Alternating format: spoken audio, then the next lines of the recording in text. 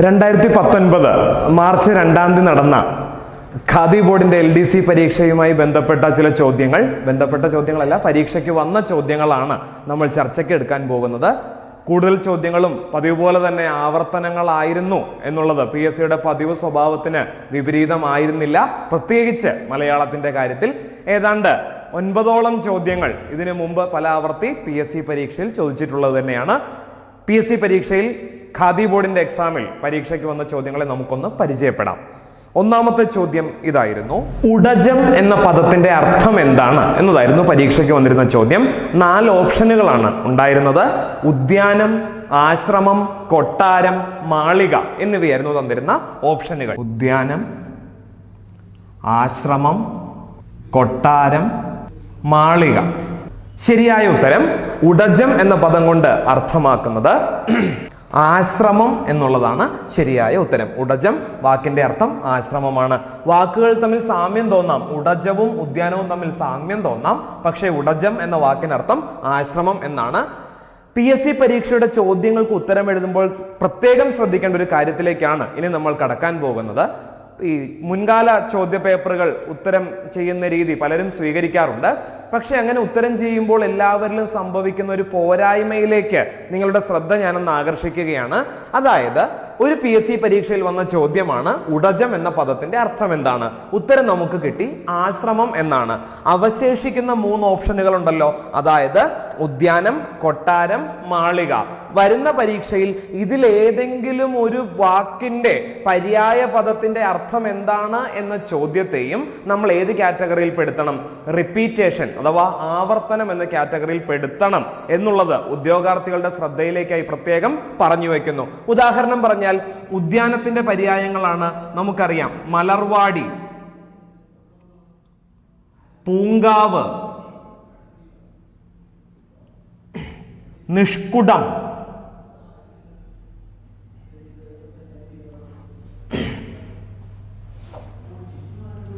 പിന്നെ എല്ലാവർക്കും അറിയാവുന്നതുപോലെ ആരാമം തുടങ്ങിയ പദങ്ങൾ.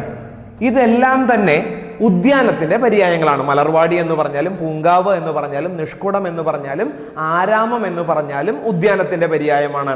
അപ്പൊ ഇനി വരുന്ന ഒരു PSC പരീക്ഷയിൽ ഒരു ചോദ്യം വരികയാണ്: നിഷ്കുടം എന്ന പദത്തിന്റെ അർത്ഥം എന്താണ്? ആ ചോദ്യത്തെയും നമ്മൾ എവിടെ പരിഗണിക്കണം? ആവർത്തനം അഥവാ റിപ്പീറ്റേഷൻ ക്വസ്റ്റിന്റെ ഗണത്തിൽ തന്നെ വേണം പെടുത്താനായിട്ട്.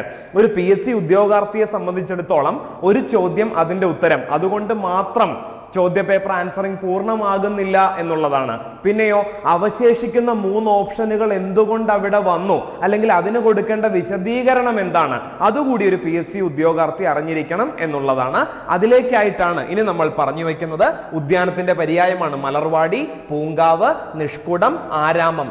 വാടി എന്ന് മാത്രം പറഞ്ഞാലും അത് പൂന്തോട്ടത്തിന്റെ പര്യായമാണ്. അങ്ങനെയാണെങ്കിൽ ആശ്രമത്തിന്റെ പര്യായമോ? ഒരെണ്ണം നമ്മൾ പരിചയപ്പെട്ട് കഴിഞ്ഞു, ഉടജം. അതുകൂടാതെ പർണശാല എന്ന് പറഞ്ഞാൽ ആശ്രമമാണ്. തപോവനം എന്ന് പറഞ്ഞാലും ആശ്രമം തന്നെയാണ്. അപ്പൊ ഇതിൽ ഏതെങ്കിലും ഒരു ചോദ്യം, പർണശാല പര്യായം എന്താണ്, തപോവനം എന്താണ്? തപോവനം എന്ന് പറഞ്ഞാൽ ആശ്രമമാണ്. അങ്ങനെയാണെങ്കിൽ ഉപവനം എന്ന് പറഞ്ഞാലോ? ഉപവനം എന്ന് പറഞ്ഞാലും ഉദ്യാനത്തിന്റെ പര്യായമാണ്. വാക്കുകൾ തമ്മിലുള്ള വ്യത്യാസം പ്രത്യേകം ശ്രദ്ധിക്കുക. നമ്മുടെ പഠിക്കാനുള്ളതിൽ ഒരു അധ്യായത്തിന്റെ പേര് അർത്ഥവ്യത്യാസം എന്നാണ്. 2 വാക്കുകൾ തമ്മിൽ പെട്ടെന്ന് നോക്കുമ്പോൾ സാമ്യം തോന്നുമെങ്കിലും അവയുടെ അർത്ഥങ്ങളിലേക്ക് കടക്കുമ്പോൾ ഒത്തിരി വ്യത്യാസം ഉണ്ടാകും എന്നുള്ളതാണ്. തപോവനം ആശ്രമത്തിന്റെ പര്യായമാണെങ്കിൽ ഉപവനം എന്നുള്ളത് ഉദ്യാനത്തിന്റെ പര്യായമാണ്.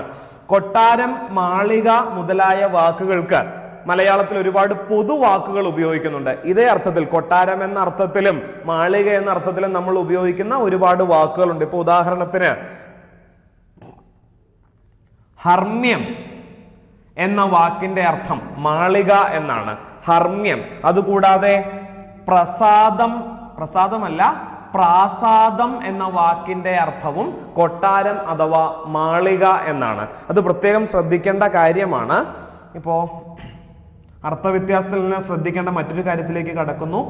പ്രസാദം എന്ന വാക്ക് ഒരിക്കലും ഒരു LDC പരീക്ഷയിൽ PSCയിൽ ചോദിച്ച ചോദ്യമാണ്. പ്രാസാദം എന്ന വാക്കിന്റെ അർത്ഥവും പ്രസാദം എന്ന വാക്കിന്റെ അർത്ഥവും. പ്രാസാദം എന്ന വാക്കിന്റെ അർത്ഥം കൊട്ടാരം അഥവാ മാളിക എന്നാണ്. പ്രസാദം എന്ന വാക്കിന്റെ അർത്ഥം സന്തോഷം എന്നാണ്. നമ്മൾ ഉപയോഗിക്കാറുള്ള ഒരു പ്രയോഗമാണ്. നിന്റെ മുഖത്തൊരു പ്രസാദമില്ലല്ലോ, മുഖപ്രസാദമില്ലല്ലോ എന്ന് നമ്മൾ ചോദിക്കാറുണ്ട്. പ്രസാദം എന്ന വാക്കുകൊണ്ട് അർത്ഥമാക്കുന്നത് സന്തോഷം എന്ന് തന്നെയാണ്. പ്രസാദം സന്തോഷമാണ്, പ്രാസാദം കൊട്ടാരം അഥവാ മാളികയാണ്. ഞാൻ പറഞ്ഞു വന്നത് ഒരു ചോദ്യം അതിന്റെ ഉത്തരം അത് മാത്രം കണ്ടെത്തിയത് കൊണ്ട് ചോദ്യ പേപ്പർ ആൻസറിങ് പൂർണ്ണമാകുന്നില്ല. ബാക്കിയുള്ള 3 ഓപ്ഷനുകളുടെ വിശദീകരണം കൂടി നമ്മൾ അറിഞ്ഞിരിക്കണം. ഈ അധ്യായത്തിൽ നമ്മൾ അതാണ് ചർച്ചയ്ക്കെടുക്കാൻ പോകുന്നത്. ഒന്നാമത്തെ ചോദ്യത്തിന്റെ ഉത്തരം വ്യക്തമായി എന്ന് വിചാരിക്കുന്നു. ഉടജം എന്ന വാക്കിന്റെ അർത്ഥം ആശ്രമമാണ്. പർണശാലയും തപോവനവും ആശ്രമത്തിന്റെ പര്യായം. ഉദ്യാനത്തിന്റെ പര്യായങ്ങളാണ് മലർവാടി, പൂങ്കാവ്, ഉപവനം, നിഷ്കുടം, ആരാമം. കൊട്ടാരത്തിനും മാളികയ്ക്കും പൊതുവായിട്ട് പറയുന്നതാണ് ഹർമ്മ്യം, പ്രാസാദം തുടങ്ങിയവ. അമ്പരചുംബികൾ എന്നൊരു പ്രയോഗമുണ്ട്. അമ്പരചുംബി, അമ്പരം എന്ന വാക്കിനർത്ഥം ആകാശം, അമ്പരത്തെ ചുംബിച്ചു നിൽക്കുന്നത്, ആകാശത്ത് തൊട്ട് നിൽക്കുന്നത്, അത്രയും ഉയരമുള്ള കെട്ടിടം, വളരെ ഉയരം കൂടിയ കെട്ടിടം എന്നുള്ള അർത്ഥത്തിലാണ് അമ്പരചുംബികൾ എന്ന വാക്ക് ഉപയോഗിക്കുന്നത്. അതും കൊട്ടാരത്തിന്റെ അഥവാ മാളികയുടെ പര്യായമായിട്ട് നമുക്ക് ഉപയോഗിക്കാവുന്നതാണ്. ശരി, ഇനി അടുത്ത ചോദ്യത്തിലേക്ക് കടക്കാം.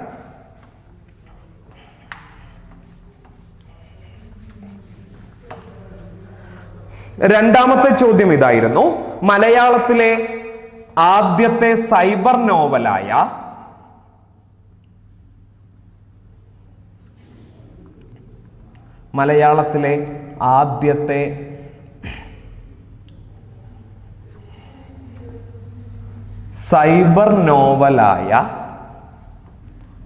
നൃത്തം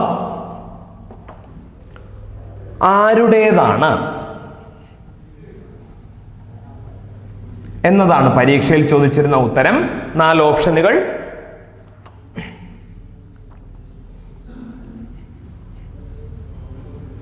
എം മുകുന്ദൻ, ആനന്ദ്,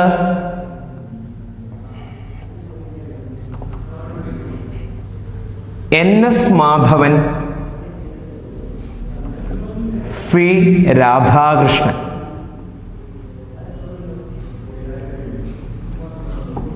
എന്നിവയാണ് ഓപ്ഷനായിട്ട് തന്നിരുന്നത്. മലയാളത്തിലെ ആദ്യത്തെ സൈബർ നോവലായ നൃത്തം എഴുതിയത് എം മുകുന്ദനാണ് എന്നുള്ളതാണ്.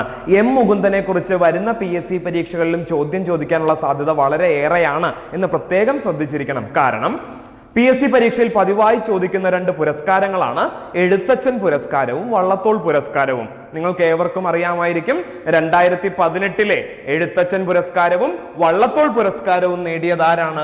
എം മുകുന്ദനാണ്. അതുകൊണ്ട് തന്നെ എം മുകുന്ദനെ സംബന്ധിച്ച് ചോദിക്കാവുന്ന ചോദ്യങ്ങളുടെ എണ്ണം വരുന്ന PSC പരീക്ഷകളിൽ മറ്റുള്ളവരുടേതിനേക്കാൾ അപേക്ഷിച്ച് കൂടുതലായിരിക്കും എന്ന് പ്രത്യേകം ഓർത്തു വെക്കുക.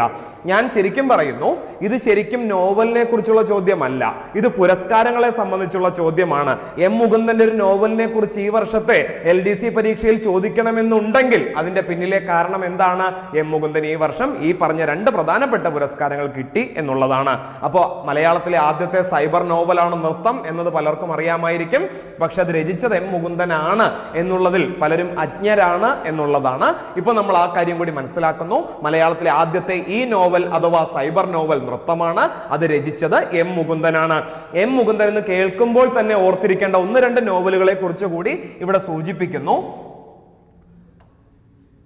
എം മുകുന്ദൻ രചിച്ച ഒരു നോവലിന്റെ പേര് പ്രവാസം എന്നാണ്. പ്രവാസം എന്താണ് ആ നോവലിന്റെ പ്രാധാന്യം? മലയാളത്തിലെ പ്രസിദ്ധ സഞ്ചാര സാഹിത്യകാരനായ SK പൊറ്റേക്കാട്ട് കഥാപാത്രമാകുന്ന മലയാള നോവൽ കൂടിയാണ് ഏത്? പ്രവാസം എന്ന നോവൽ. പ്രവാസം. അതുപോലെ തന്നെ എം മുകുന്ദന്റെ മറ്റൊരു നോവലാണ്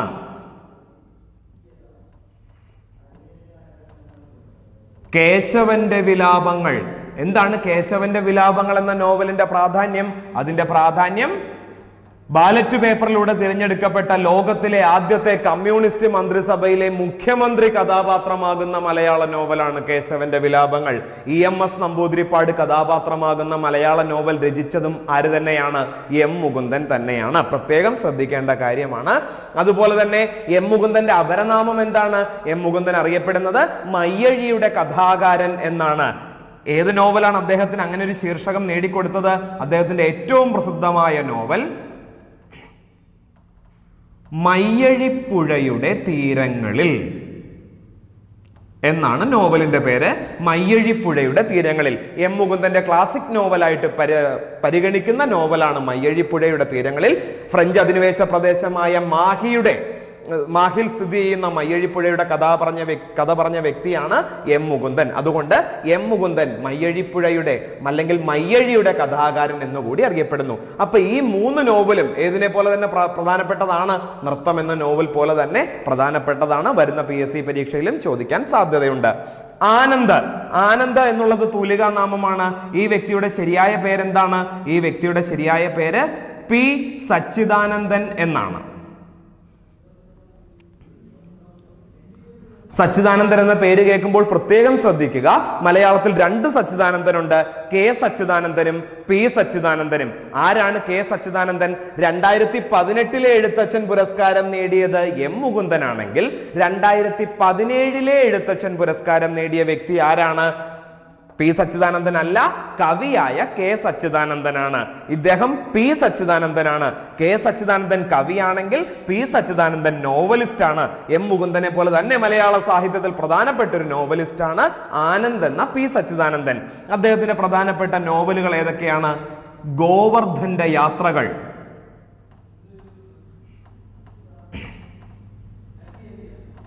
എല്ലാ നോവലുകളെയും ഇവിടെ പരിചയപ്പെടുത്തുന്നില്ല, പ്രധാനപ്പെട്ട 2 നോവലുകളെ പരിചയപ്പെടുത്താൻ ആഗ്രഹിക്കുകയാണ്.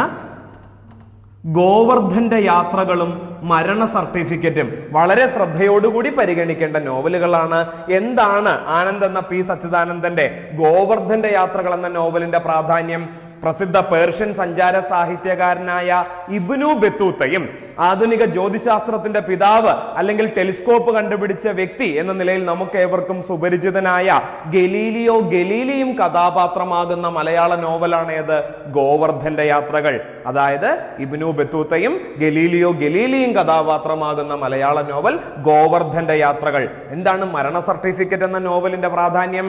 മരണ സർട്ടിഫിക്കറ്റ് എന്ന നോവലിന്റെ പ്രാധാന്യം അതിൽ കഥാപാത്രങ്ങളുണ്ട്, പക്ഷെ കഥാപാത്രങ്ങൾക്ക് പേരില്ല എന്നുള്ളതാണ്. പഴയ ഒരു LDC പരീക്ഷയിൽ ഒരു ചോദ്യം ശ്രദ്ധിച്ചിട്ടുള്ളത്, കണ്ടിട്ടുള്ളത് ഇപ്രകാരമാണ്: കഥാപാത്രങ്ങൾക്ക് പേരില്ലാത്ത മലയാള നോവൽ ഏത്?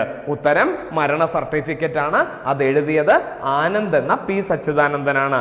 NS മാധവനിലേക്ക് കടക്കുമ്പോഴോ ഒരുപാട് ശ്രദ്ധിക്കേണ്ട കാര്യമാണ്. NS മാധവൻ, അദ്ദേഹത്തിന് 2018 മാതൃഭൂമി പുരസ്കാര ജേതാവ് കൂടിയായ NS മാധവനെ കുറിച്ച് പറയാനാണെങ്കിൽ അദ്ദേഹത്തിന്റെ ആദ്യത്തെ നോവൽ വളരെ ശ്രദ്ധിക്കേണ്ട നോവലാണ്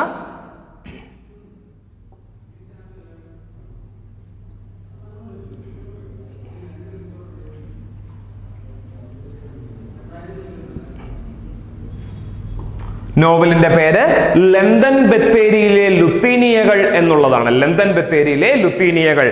നമ്മുടെ എറണാകുളം ജില്ലയുടെ ചരിത്രം വ്യക്തമായി വായിച്ചെടുക്കാൻ സഹായിക്കുന്ന NS മാധവന്റെ വളരെ പ്രധാനപ്പെട്ട നോവലാണ് ഏത്?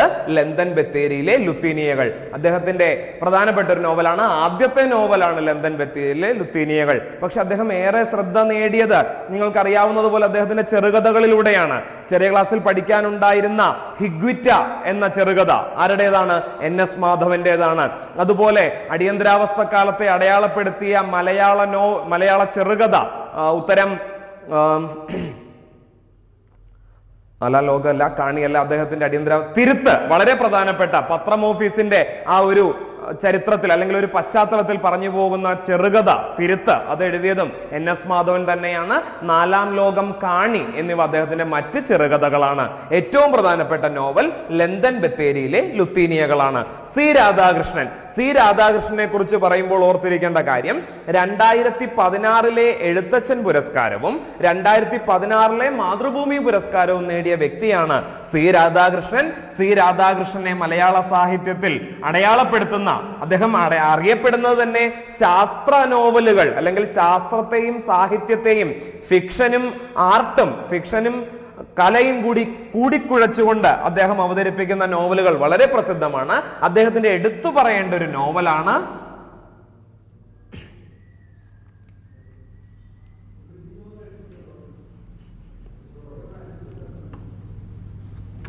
തീക്കടൽ കടഞ്ഞ് തിരുമധുരം. എന്താണ് തീക്കടൽ കടഞ്ഞ് തിരുമധുരം എന്ന നോവലിന്റെ പ്രാധാന്യം? എഴുത്തച്ഛൻ, മലയാള ഭാഷയുടെ പിതാവായ എഴുത്തച്ഛന്റെ ജീവിതം പരാമർശമാകുന്ന മലയാള നോവലിന്റെ പേരാണ് തീക്കടൽ കടഞ്ഞ് തിരുമധുരം. സി രാധാകൃഷ്ണൻ എന്ന് കേൾക്കുമ്പോൾ ആദ്യം ഓർമ്മയിലേക്ക് വരേണ്ടത് തീക്കടൽ കടഞ്ഞ് തിരുമധുരം എന്ന നോവലാണ്. എഴുത്തച്ഛന്റെ ജീവിതം പ്രമേയമാകുന്നു എന്നുള്ളതാണ് ആ നോവലിന്റെ പ്രാധാന്യം. എന്നിങ്ങനെ ബാക്കിയുള്ള 3 ഓപ്ഷനുകൾ കൂടി നമ്മൾ ഇവിടെ ചർച്ചയ്ക്കെടുക്കുകയാണ്. അതും കൂടി വരുന്ന പരീക്ഷകളിൽ നിങ്ങൾക്ക് ഒരുപാട് പ്രയോജനപ്പെടും. രണ്ടാമത്തെ ചോദ്യം ഇവിടം കൊണ്ട് പൂർണ്ണമാകുന്നു. മൂന്നാമത്തെ ചോദ്യത്തിലേക്ക് കടക്കുന്നു. മൂന്നാമത്തെ ചോദ്യം ഇതാണ്: ആഷാ മേനോൻ എന്ന തൂലികാ നാമത്തിൽ അറിയപ്പെടുന്നത്?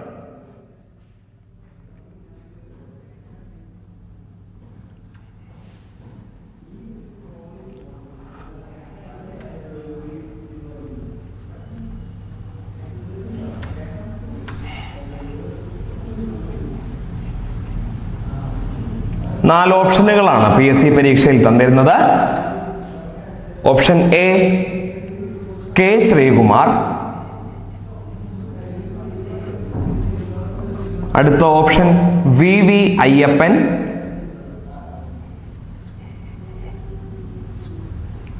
അടുത്ത ഓപ്ഷൻ V മാധവൻ നായർ,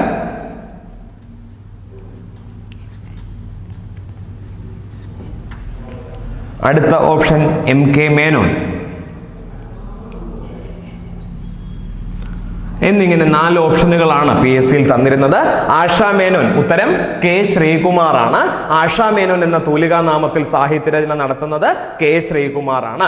നിരൂപകൻ എന്ന നിലയിൽ പ്രസിദ്ധനായ ആഷാ മേനോൻ എന്ന കെ ശ്രീകുമാർ.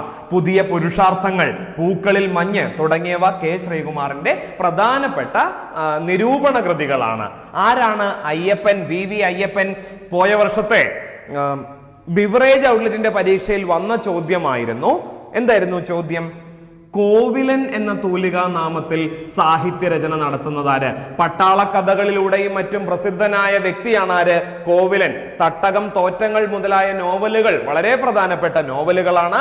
ആ നോവലുകൾ എഴുതിയ വ്യക്തിയുടെ പേരാണ് കോവിലൻ. പക്ഷെ അദ്ദേഹത്തിന്റെ ശരിയായ പേരെന്താണ്? VV അയ്യപ്പൻ എന്നാണ്. ആരാണ് V മാധവൻ നായർ? പോയ വർഷത്തെ LDC പരീക്ഷയിൽ എറണാകുളം ജില്ലയിൽ ചോദിച്ച ചോദ്യം മാലി എന്ന തൂലികാ നാമത്തിൽ സാഹിത്യരചന നടത്തുന്നത് ആര് എന്ന ചോദ്യം പോയ വർഷത്തെ LDC പരീക്ഷയിൽ വന്നിട്ടുണ്ടായിരുന്നു. ഉത്തരം V മാധവൻ നായരാണ്. അതുപോലെ ആരാണ് MK മേനോൻ? വളരെ പ്രധാനപ്പെട്ട വ്യക്തിയാണ് MK മേനോൻ. വിലാസിനിയാണ്. വിലാസിനി ശരിയായ പേര് MK മേനോൻ, തൂലികാനാമം വിലാസിനി. സ്വന്തം അമ്മയുടെ പേരിലാണ് അദ്ദേഹം തൂലികാനാമമായിട്ട് സ്വീകരിച്ചിരുന്നത്, സാഹിത്യകൃതികൾ രചിച്ചിരുന്നത്. മലയാളത്തിലെ ഏറ്റവും വലിയ നോവൽ ഇദ്ദേഹത്തിന്റെ പേരിലാണ് അതിന്റെ ക്രെഡിറ്റ് കിടക്കുന്നത്. മലയാളത്തിലെ ഏറ്റവും വലിയ നോവൽ എന്നറിയപ്പെടുന്ന നോവൽ അവകാശികളാണ്. അവകാശികൾ. എന്താണ് അവകാശികൾ എന്ന നോവലിന്റെ പ്രാധാന്യം? മലയാളത്തിലെ ഏറ്റവും വലിയ നോവൽ അവകാശികൾ, എഴുതിയത് MK മേനോൻ. അദ്ദേഹത്തിന്റെ തൂലികാനാമമാണ് എന്ത്? വിലാസിനി എന്നുള്ളത്. ആവർത്തിച്ച് ചോദിച്ചിട്ടുള്ള തൂലികാനാമങ്ങൾ നമ്മൾ ഇവിടെ പരിചയപ്പെടുന്നു. ഇതെല്ലാം തന്നെ പലപ്പോഴായിട്ട് പല PSC പരീക്ഷകളിലായിട്ട് ചോദിച്ചിട്ടുള്ളതാണ്.